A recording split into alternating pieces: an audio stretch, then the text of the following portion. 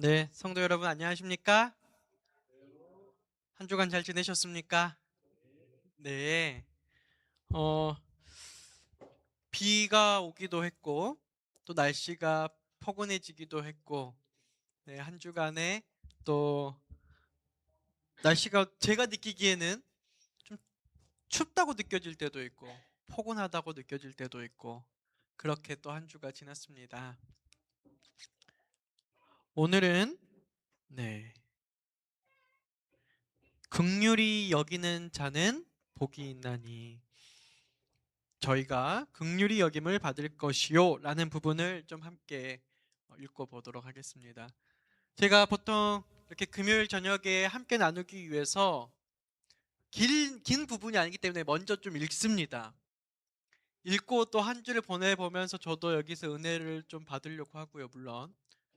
그리고 또 그게 이상하게 어제 보고 다음날 정서 또 보면은요, 또 달라지고, 또 분명히 은혜를 잔뜩 받고 했지만 잊어버리고 뭐 그런 제 자신을 좀 보게 됩니다. 본의 아니게 또 이걸 예배 시간에 활용하다 보니까 이제 제가 산상보훈을 보통 한 번 보고 꼼꼼하게 보고 잘 보고 또 그렇게 한참 지나갔다가 또 보기 마련인데 한 주간 그래도 이제 나눠야 되니까 보고 또 잠깐 보고 또 금요일이 되면은 또 보고 계속 이렇게 하면서 어 이것도 은혜다라는 것을 많이 느껴봅니다. 우리 성도님들도 함께 은혜 나누시면 좋겠습니다. 사람의 마음은 날 때부터 냉랭하고 어둡고 사랑이 없다. 그러므로 사람이 자비와 용서의 정신을 나타낼 때는 언제나 자기 스스로 그렇게 하는 것이 아니고 그의 마음에 역사하는 성령의 감화를 통해서 하게 된다. 우리가 사랑함은 그가 먼저 우리를 사랑하셨음이니라. 네, 제가 요즘 교과 공부도 조금 하고 있는데요. 다음 기 교과 공부를 헌암 앞에서 맡게 돼가지고 좀 미리 하고 있는 중입니다. 또 유튜브에 올라간다고 하니까 부담이 돼서 하고 있는데 어, 비슷한 맥락인데요. 한 주 동안 내 자신이 자비와 용서의 정신을 많이 나타낸 지승천이었다. 혹은 우리 김용국 장로님이었다. 우리 김미겸 집사님이었다. 이렇게 돌아보셨을 때, 내 자신을 돌아보셨을 때, 여러분 한 주간의 지승천, 2, 3주일 전의 지승천 말고요. 1년 전의 지승천 말고요. 아니면 오늘 하루, 아니면 이번 한 주에 나는 자비와 용서의 정신을 나타내는 사람으로서 살아왔는가 한번 돌이켜 보았으면 좋겠습니다. 그런데 왜 그러냐면은 이 정신은 제가 조금 잘나서 혹은 제가 어, 어떤 사람이라서 할 수 있는 게 아니라는 거예요. 오늘의 말씀이. 이것은 전적으로 하나님의 안에 거할 때에만 네. 포도나무 가지가 포도나무 그 뿌리가 내려서 그 성령의 수액이 올라와야지만 마른 가지도 어느새 꽃이 피고 열매를 맺는 것처럼 요즘 광양 다합에 참 많이 가는 것 같아요. 매 축제 보러요. 그 겨울에 앙상한 가지만 남아있던 그 나무들이 어느새 만개해서 전국에서 수많은 사람들이 그것을 보러 오는 꽃이 피고 열매가 피는 것은 참으로 아름다운 일입니다. 그런데 우리 사람에게도 자비와 용서의 마음이 그렇게 열매 맺는 것 같습니다. 하나님은 모든 자비의 근원이시다. 그분의 이름은 자비롭고 은혜롭다. 그분은 우리를 우리의 가치에 의해 취급하지 않으신다. 우리가 당신의 사랑을 받을 가치가 있는지 묻지 않으시고 우리를 가치 있게 해주기 위하여 당신의 풍성한 사랑을 부어 주신다. 여러분, 저희들이 하나님의 사랑을 받을 가치가 있습니까? 임창숙 집사님 정도면 하나님께 사랑받을 가치 자격 되지 않습니까? 아, 네, 절대 아니라고 하시는데요. 음, 한 일주일 좀 넘었던 것 같아요. 10일 정도 전경에 여러분들이 아는 우리 교회 한 학생 네, 김바이블이라는 학생이 있습니다. 누구 장로님 딸인데요. 제게 이렇게 카톡을 했어요. 목사님은 뜬금없이 목사. 제가 한두 달 전에 보내놓은 카톡이 있는데 그걸 이때까지 안 읽다가 이제 읽어봤나 봐요. 그러면서 뜬금없이 목사님은 그런데 제게 왜 잘해주시죠? 라는 거예요. 저는 목사님한테 까칠게 굴고 교회도 제 맘대로 안 나가기도 하고 자기 나름대로 목사님이 저를 예뻐할 이유가 하나도 없는 행동을 저는 하는데 목사님은 왜 저를 좋아하세요? 제가 그걸 운전 중에 받았어요. 곰곰이 이걸 어떻게 대답해야 되나 갑자기 장문으로 하나 둘 셋 네 개 막 이렇게 제가 하나 좀 이렇게 보냈는데 곰곰이 제가 답장을 하려고 보니까 제가 정말로 뭐 다 우리 성경이가 밉지도 않고 귀하고 좋은 거예요. 그래서 하나님이 보시기에 우리가 어떤 자격이 있어서 가치가 있어서가 아니라 제가 했던 말이 너의 존재 자체가 그런 거야.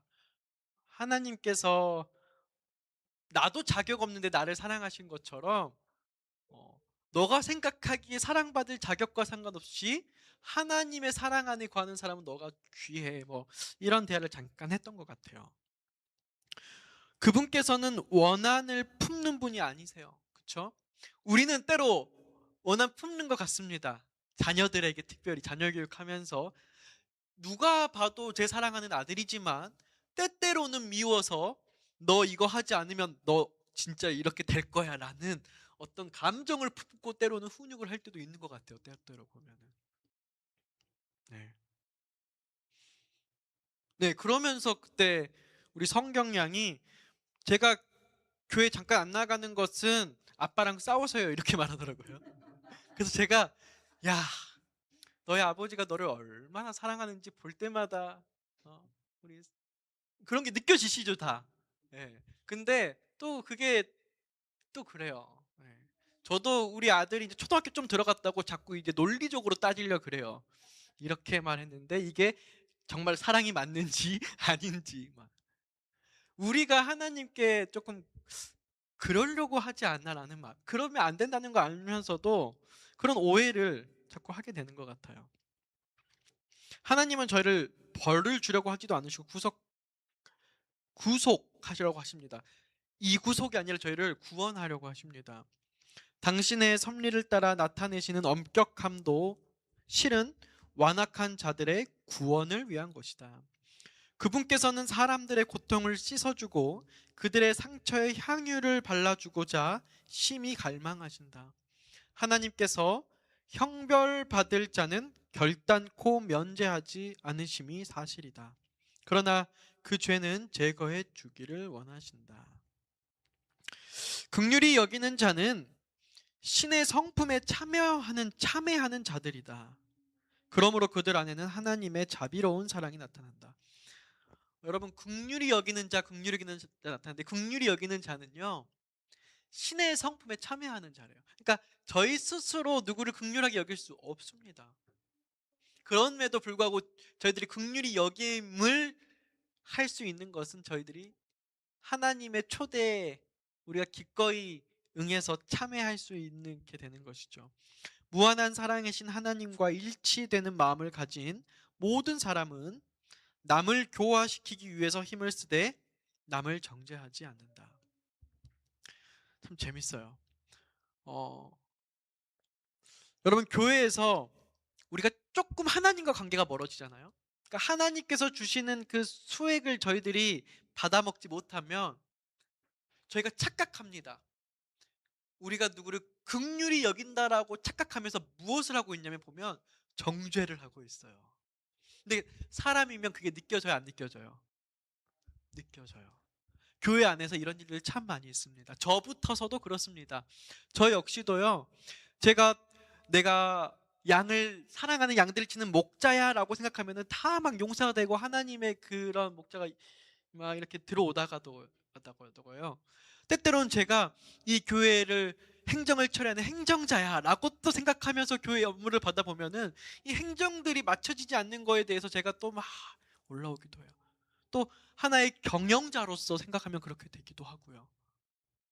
또 때때로 제가 어떤 부분들을 이렇게 맡아서 하면은 막 이렇게 올라오는 것 같아요. 그러다 보면은 이게 나는 잘하고 있는데 따라주지 않은 어떤 것들을 자꾸 저도 모르게 이 교회가 이렇게 되는 부분은 어떤 분 때문이야? 아니면 이런 것 때문이야? 누구 때문이야? 어떤 시스템 때문이야?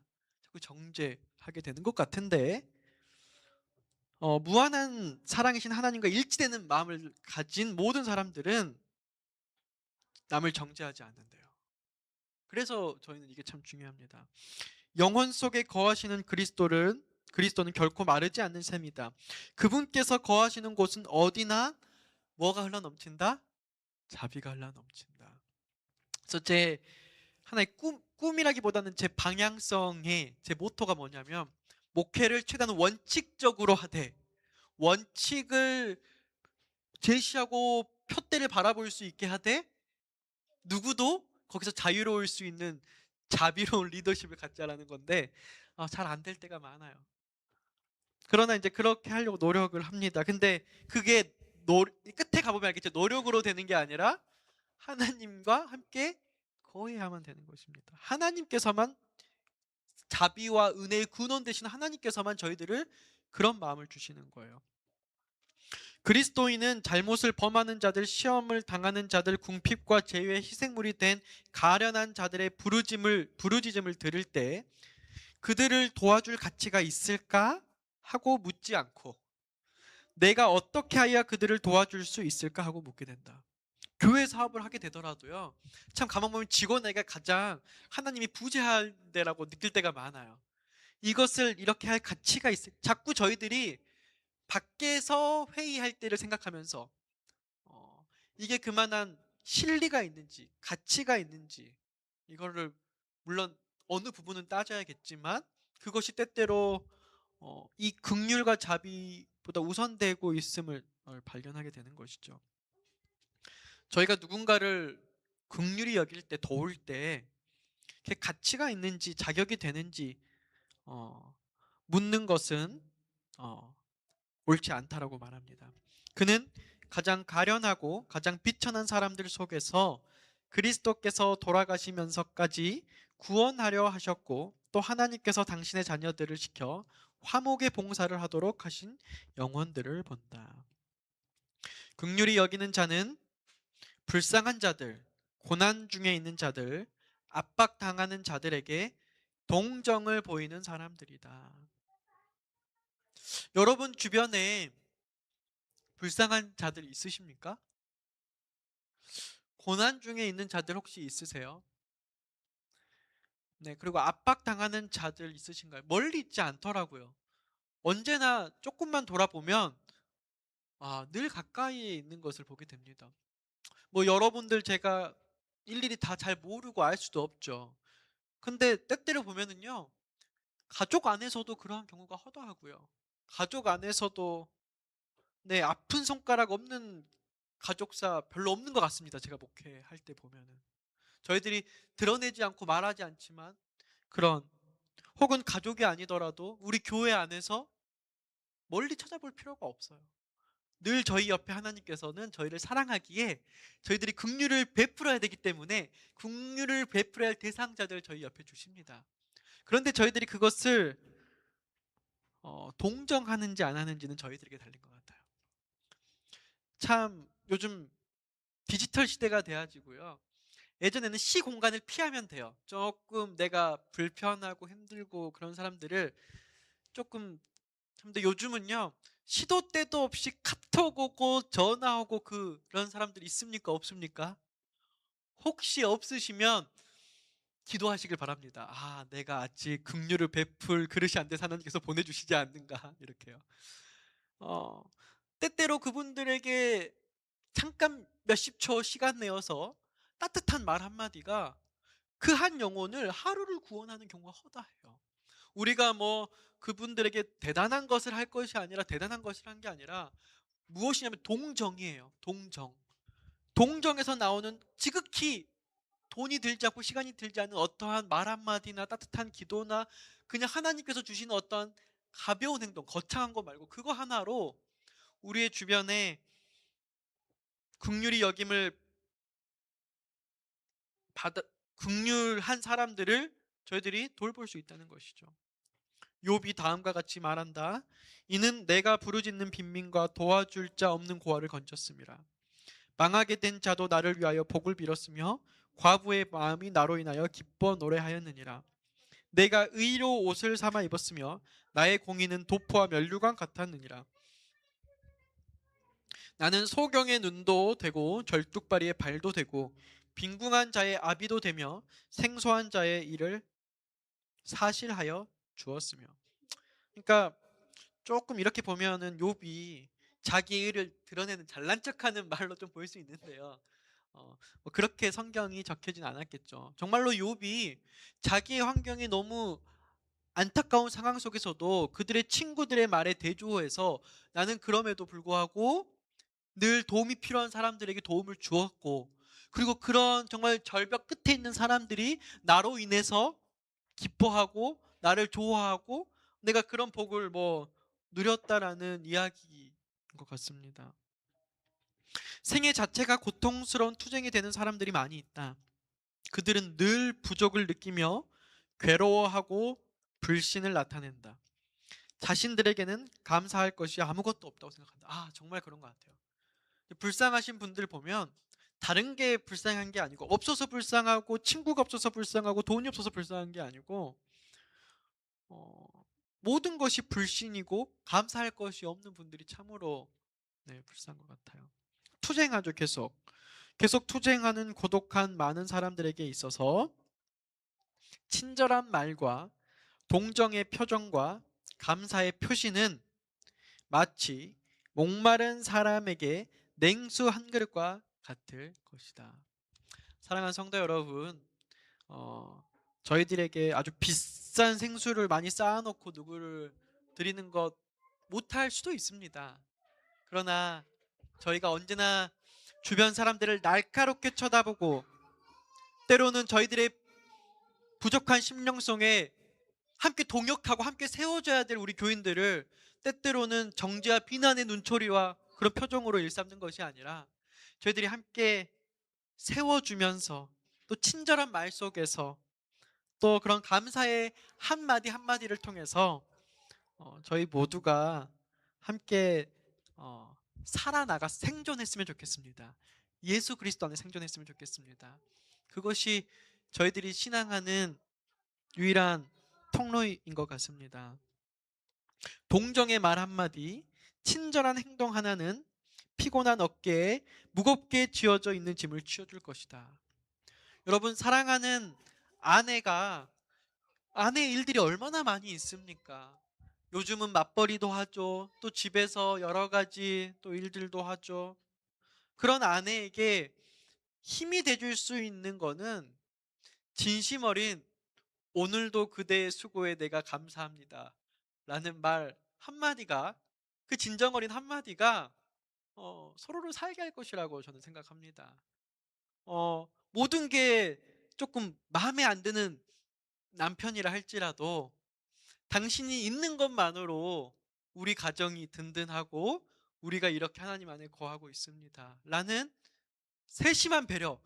저 사람이 나를 무엇을 도와주냐 안 도와주냐를 보는 게 아니라 내가 저 사람을 위해서 사소한 무언가 하나를 기쁨으로 해줄 수 있고 기쁨 표현을 할 수 있냐, 이거는 하나님께서 저희들에게 주신 축복입니다. 그거 행동 자체가 어려운 건 아닌데요, 그거 하는 거 되게 어려운 일이에요. 제가 보니까 하나님께서 함께 주셔야 됩니다. 목사와 성도님들 간에도 마찬가지입니다.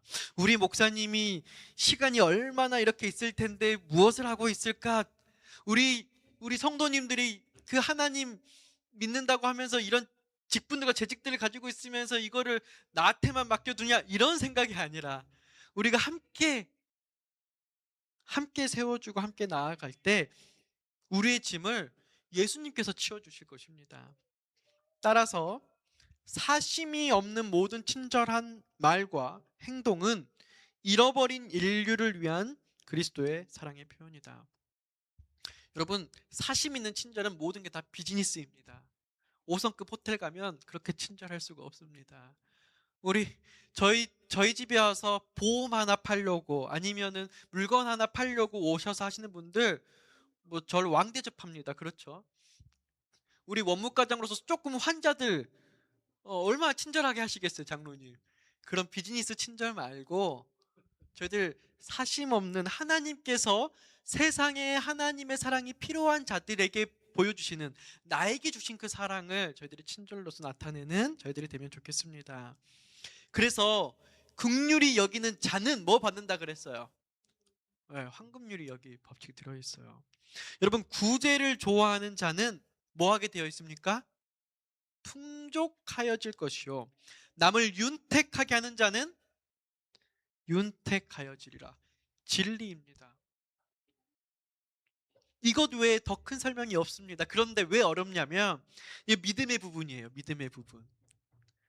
이거 실천하고 실험하는 것조차도 때때로 쉽지 않습니다. 저는 참 감사한 게요, 이거를 뭐 주초에도 있고 주중에도 있고 또 오늘까지 계속 읽어왔다 했잖아요. 지금 이 부분을 얼마나 많이 봤을까요?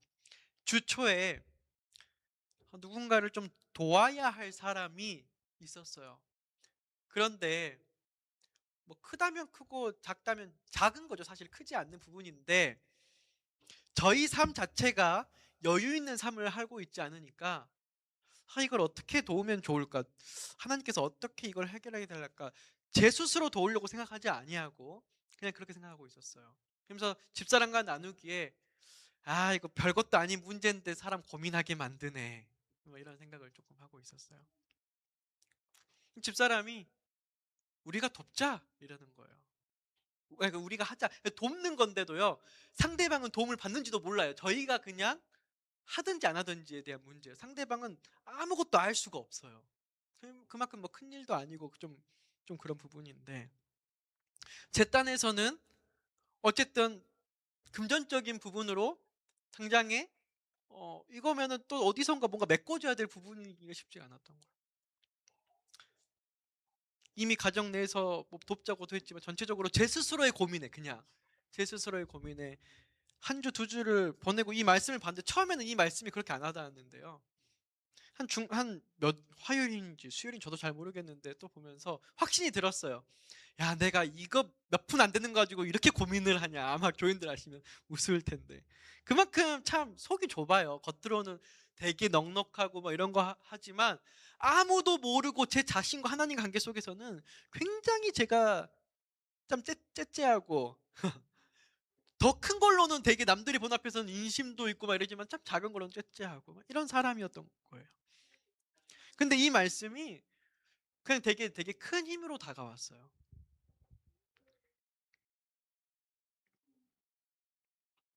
그런데 며칠 지나니까 그거의 몇 배가 생각지도 않게끔 들어왔어요. 그러니까 제가 느끼는 게 뭐냐면 그리스도인들은요, 어, 이 믿음으로 사는 거예요. 믿음으로. 특히 목회자는요, 제가 보니까 어, 김영란법에 전혀 접촉 없이 많이 받을 수 있는 사람들이더라고요. 제가 가만 보니까 세상에는 그거 참 민감하거든요. 받을 수도 없고 그게 그거. 근데 가만 보니까 목회자는 제가 살면서 보니까 그냥 되게 사람들에게 사랑을 너무 많이 받고 살아요. 근데 그게 어,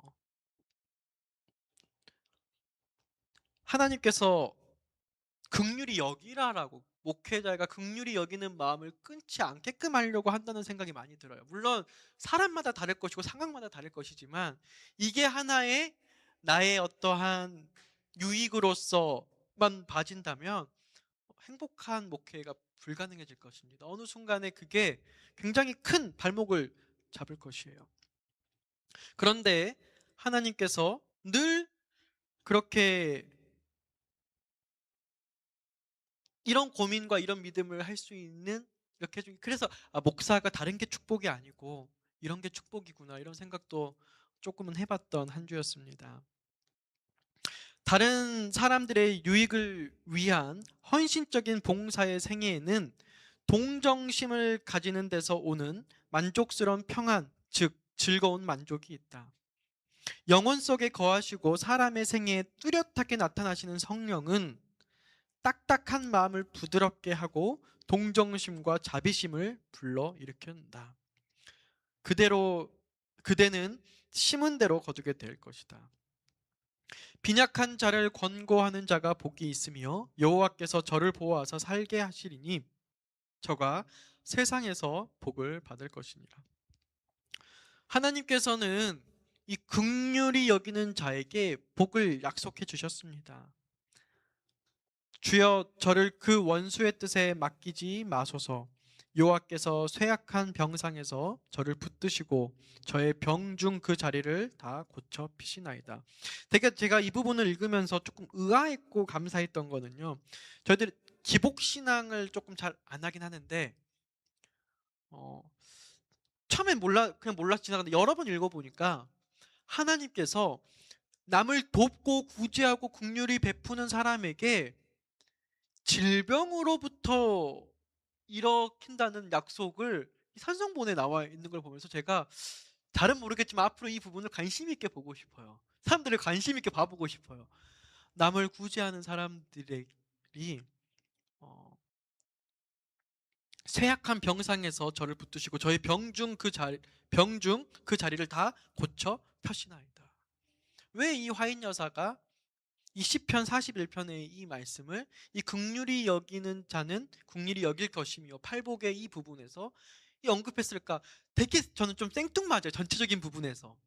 그런데 이 부분이 그냥 있지 않을 거라는 생각에 참 하나님께서 남을 타인을 위해서 봉사하는 사람들에게 특별한 건강의 복을 좀 물론 모든 성경을 문자적으로 해석할 수는 없지만 그러나 그런 복을 주시지 않을까라는 생각이 이번에 제가 처음으로 좀 들게 되었습니다. 왜요? 건강해야지 누굴 도와요. 남을 도울 수 있는 것 같아요. 사람의 마음이 사람의 감정이 참 뭐라고 말해야 될까요? 요즘 오늘따라 제가 책을 더 많이 읽어야겠습니다. 어휘력이 딸린지. 참 아니 제가 송봉기 장로님께서 이번 주에 저에게 해주셨던 말인데 제가 그 단어를 그대로 조금 인용하고 싶은데 사람 마음이 참 모르겠어요. 갈대 같아요. 그쵸? 네? 간사해요. 그쵸? 간사하다는 것 같아요. 간사하고 참 약해요. 네.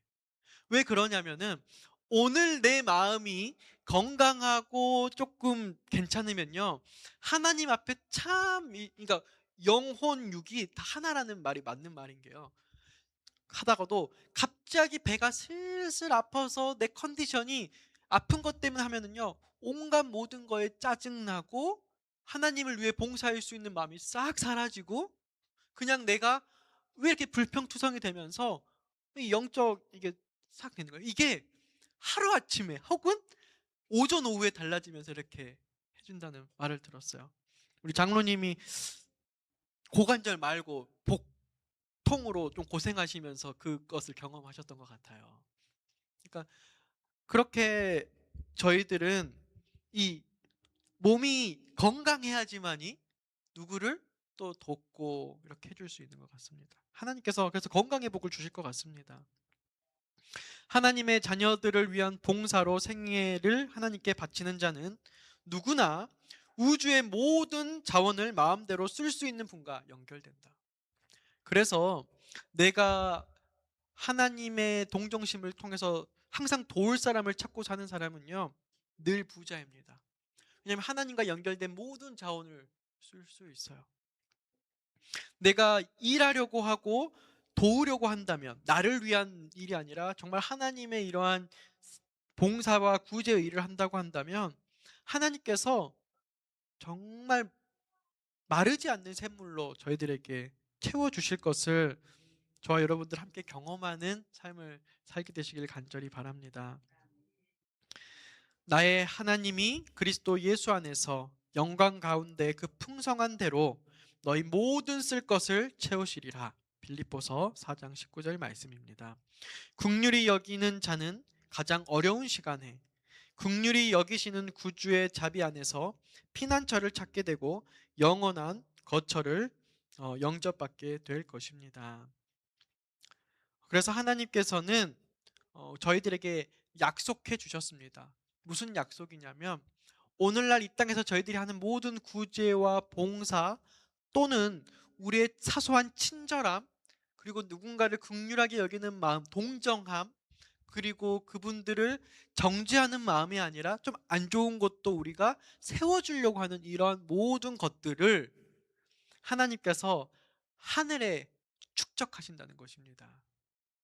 그래서 저희들에게 상급을 약속해 주신 이 하나님께 저들 감사하며 이러한 삶에 함께 참여하여 복을 누리는 저와 여러분들이 되시기를 간절히 바라면서 오늘의 말씀을 줄이도록 하겠습니다.